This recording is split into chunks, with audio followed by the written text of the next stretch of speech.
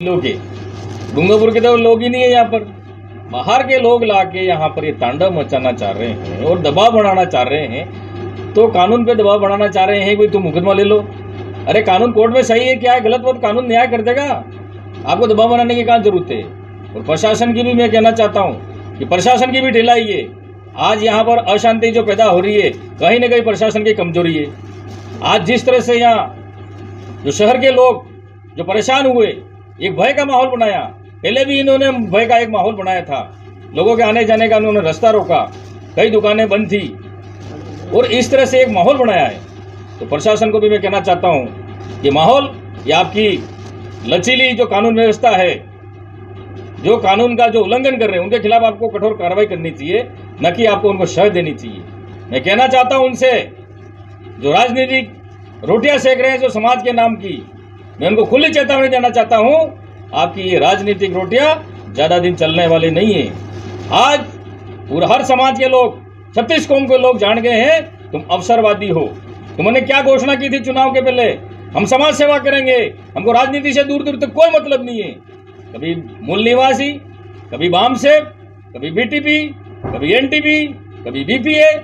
तो कौन सा समाज है तुम्हारा भाई। इस तरह से जो समाज को गुमराह कर रहे हैं और इनकी माँ बेटियों के साथ हमारा एक नारी जाति का अपमान किया है, इसका हम कड़ा विरोध करते हैं। अगर कानून अगर इनके खिलाफ कार्रवाई नहीं करता है तो 6 तारीख को यह महाआंदोलन हम भी करना चाहते हैं और कानून को कहना चाहते हैं इसके खिलाफ कार्रवाई करें। आज जिस तरह से इन्होंने घोषणा की थी, 2 विधायक इनके आए थे, इनके घोषणा पत्र में था कि एक बार ही एमएलए बनेगा, दूसरी बार एमएलए नहीं बनेगा।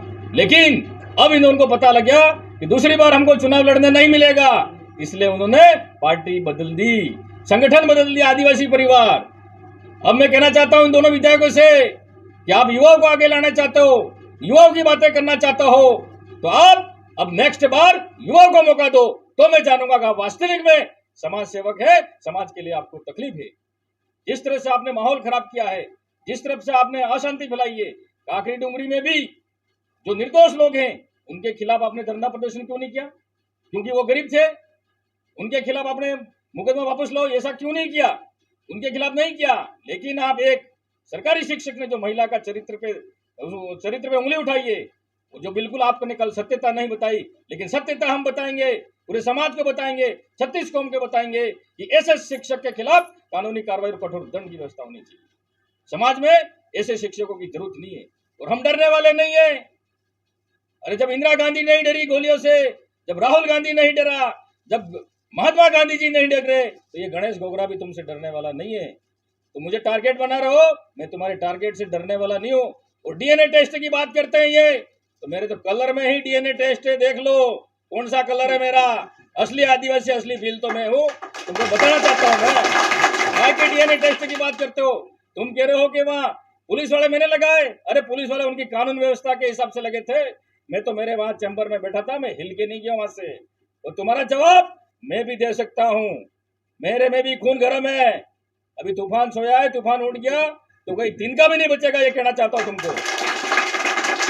जिस तरह से आप यहाँ पर अशांति फैलाना चाहते हैं, जो राजनीतिक रोटियां सेकना चाह रहे हैं आप, जिस तरह से आप कह रहे हैं कि 2023 में धूल चाटने नहीं देंगे, मैं तुमको चैलेंज करता हूं, 4 सीटें कांग्रेस की आएगी और धूल तुम्हें चाटने नहीं देंगे, ये मैं कहना चाहता हूं। आज अशोक गहलोत जी ने इतने काम करे, उन काम के माध्यम से जनता सब जान चुकी है। एक भी घोषणा पत्र तुमने जो वादे किए, एक भी वादा पूरा किया हो तो मुझे बता दें। आप ये कोरी धमकियां हमें मत दो, ऐसी कोरी धमकियों से हम डरने वाले नहीं है। अरे मेरे बाप दादा कौन थे, इतिहास पता कर लेना पाल देवल में जाकर कि मेरे बाप दादा क्या थे, वो खून मेरे में दौड़ता है। तुम्हारी ऐसी कोरी धमकियों से मैं बिल्कुल डरने वाला नहीं हूं। और आज भी मैं कहना चाहता हूं, ये तुम समाज के नाम की राजनीतिक रोटियां कुछ दिन तक, झूठ ज्यादा दिन नहीं चलेगा, वास्तव में सत्य की विजय होगी और तुम वापस तुम्हारे जो पहले थे वही स्थिति होने वाली है। अरे तुम क्या बाहर से झारखंड से ला रहे हो, मध्य प्रदेश से ला रहे हो, क्या यहाँ के आदिवासी नहीं है क्या यहाँ के लोग आदिवासी नहीं है क्या? तुम वहां के गुजरात के ला रहे हो, छत्तीसगढ़ के ला रहे हो, 9 अगस्त के दिन समाज की बात कर रहे हो, वहां सभी समाज के लोग आ रहे हैं। इस तरह की राजनीति कर रहे हो आप, राजनीतिक रोटियां आप सेक रहे हो, ज्यादा दिन नहीं चलने वाली है। मैं यही कहना चाहता हूं, अगर कानून ने कार्रवाई नहीं की सरकारी शिक्षक के खिलाफ, 6 तारीख को महा आंदोलन होगा, ये मैं चेतावनी देना चाहता हूँ ये प्रशासन को।